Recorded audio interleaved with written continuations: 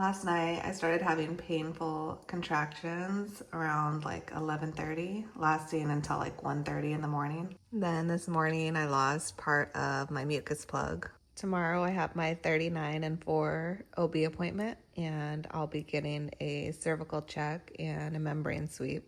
Fast forward the video if you do not want to see what a mucus plug looks like, because I'm about to show you what it looks like if you're curious. So pause here, fast forward a few seconds if you do not want to see that. Warning. So this is what it looks like. A little blood tinged. And that is part of my mucus plug. I have clean hair, so I am about to style my hair real quick before we go get Devron's parents from the airport. Also, my Dyson does not work unless I take this thing off, and I know it needs to be cleaned, but has anyone else had this issue? And if you have, how did you fix it? I'm about to stain my own eyebrows at home. I use the Godefroy kit.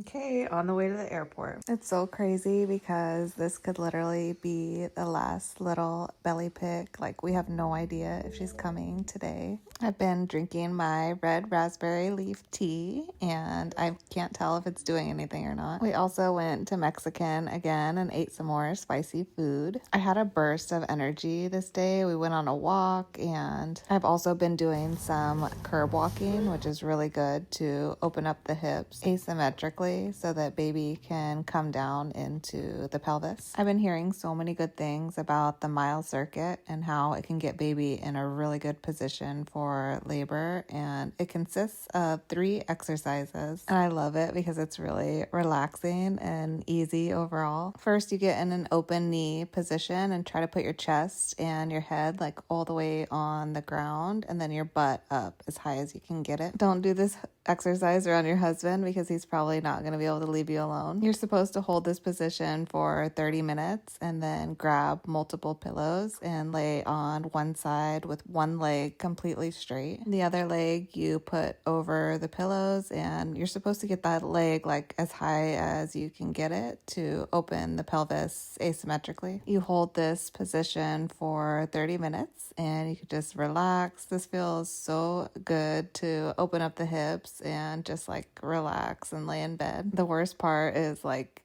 having a watermelon in your belly essentially and having to flip to the other side and move the pillows, but it's totally worth it and super relaxing. I tried to adjust my leg higher like halfway through the exercise, and after doing this I definitely felt baby girl drop into my pelvis a little more. It kind of feels like I have a bowling ball like sitting in my pelvis now. But this is really going to help with early labor because it opens up the hips and the pelvis and just like allows your baby to nestle into the right space. The third part of the exercise is doing asymmetrical hip movements and like deep squats and lunges. The idea is to do like side to side movements and deep lunges so that baby can come down. I've seen so many videos where women are like doing these deep squats and stretches, and then all of a sudden their water breaks. And so that was kind of like in the back of my brain the entire time. I really don't want my water to break before I actually start having contractions. Like, I would much prefer to be having consistent contractions that are making cervical change before my water breaks. I know that when your water breaks, it can,